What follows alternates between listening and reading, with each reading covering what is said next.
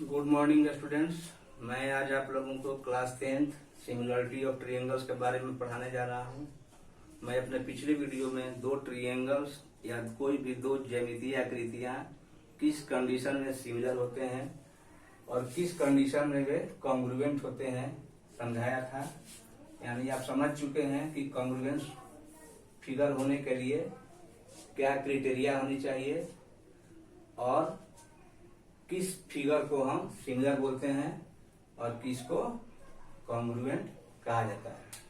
यहाँ पर आपको पढ़ना है कि दो ट्रायंगल्स सिमिलर होने के लिए क्या कंडीशन होना चाहिए। तो दो ट्रायंगल्स सिमिलर तभी कहे जाते हैं जब वे दोनों का कॉरेस्पॉन्डिंग एंगल जो है, कॉरेस्पॉन्डिंग एंगल जो होगा वो इक्वल होना चाहिए। यानी दो ट्रायंगल, जैसे मान लीजिए कि यहाँ पर हम एक ट्रायंगल बनाए हैं ABC और एक ट्रायंगल हमने यहाँ पर बनाया है PQR। ये दोनों ट्रायंगल तभी सिमिलर कहे जाएंगे जबकि इनके कॉरेस्पॉन्डिंग एंगल इक्वल हों। जैसे आप जानते हैं कि एंगल A का कॉरेस्पॉन्डिंग एंगल P होगा, एंगल B का कॉरेस्पॉन्डिंग एंगल Q होगा और एंगल C का कॉरेस्पॉन्डिंग एंगल R होगा। अगर इस ट्रायंगल में ABC में और PQR में यदि एंगल A मान लीजिए कि 50 डिग्री का है और ट्रायंगल PQR का भी एंगल P 50 डिग्री हो तो हम कहेंगे कि angle A equal angle P, ये दोनों ट्रायंगल में चल रहे हैं, इक्वल 50 डिग्री। यानी कि एंगल A का कॉरेस्पॉन्डिंग एंगल P जो है दोनों का वैल्यू A और P का वैल्यू 50 डिग्री का है। अब देखिए एंगल B जो है, अगर मान लीजिए कि एंगल B जो है आपका ये 70 डिग्री है और एंगल Q जो है ये भी 70 डिग्री है, तो ट्रायंगल ABC में एंगल B और ट्रायंगल PQR में एंगल Q दोनों का वैल्यू इक्वल आ गया और ये दोनों एंगल कॉरेस्पॉन्डिंग है। ठीक उसी तरह से जब ये 50 और ये 70 है तो डेफिनेटली 50-70 को जब हम ऐड करते हैं ये 120 डिग्री आता है और किसी भी ट्रायंगल का तीनों एंगल 180 डिग्री होता है। तो निश्चित रूप से ये जो एंगल होगा C 60 डिग्री होगा और इसी तरीका से ट्रायंगल PQR का एंगल R जो होगा यह भी 60 डिग्री होगा। यानी कि ट्रायंगल ABC का एंगल C और ट्रायंगल PQR का एंगल R दोनों 60 डिग्री होगा और इस केस में हम बोलेंगे कि ट्रायंगल ABC और ट्रायंगल PQR दोनों जो है सिमिलर है।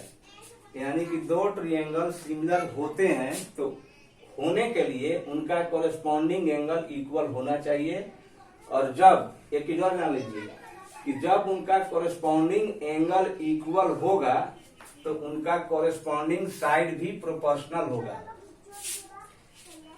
जैसे AB का कॉरेस्पॉन्डिंग साइड PQ है, BC का कॉरेस्पॉन्डिंग साइड QR है और AC का कॉरेस्पॉन्डिंग साइड जो है PR है।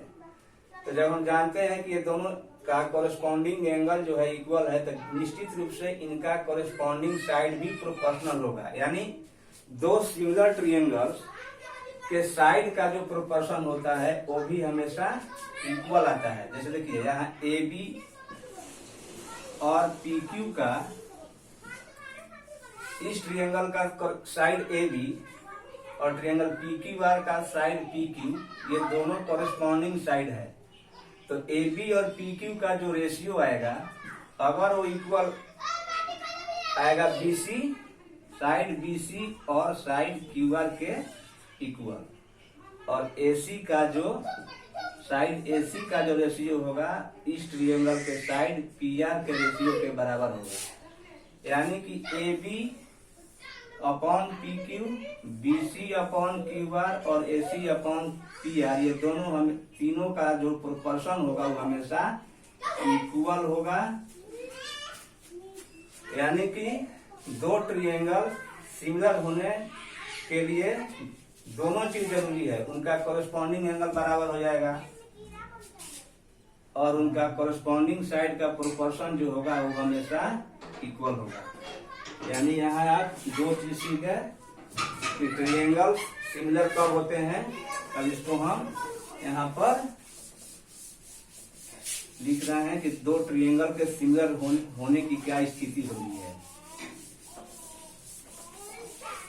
देखिए लिखेंगे कि if two triangles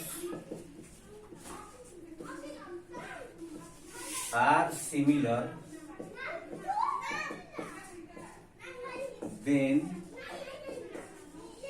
there, first में क्या होगा अभी बताए हैं, उनका कॉरेस्पॉन्डिंग एंगल इक्वल होगा। देन देयर कॉरेस्पॉन्डिंग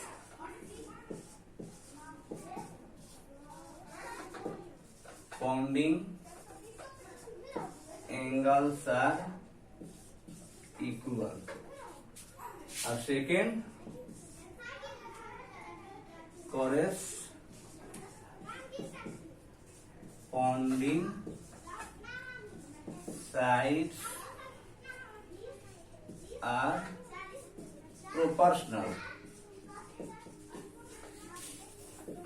यानी कि अगर दो ट्रायंगल सिमिलर हैं तो उन दोनों ट्रायंगल्स का कॉरेस्पॉन्डिंग एंगल्स जो होगा वो हमेशा इक्वल होगा। यानी उनका संगत कोण जो होगा हमेशा बराबर होगा और उनकी संगत भुजाओं का जो अनुपात होगा वो भी हमेशा बराबर होगा। जैसा कि हमने अभी एग्जांपल देके आपको समझाया।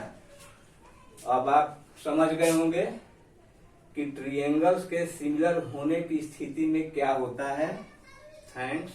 ओके।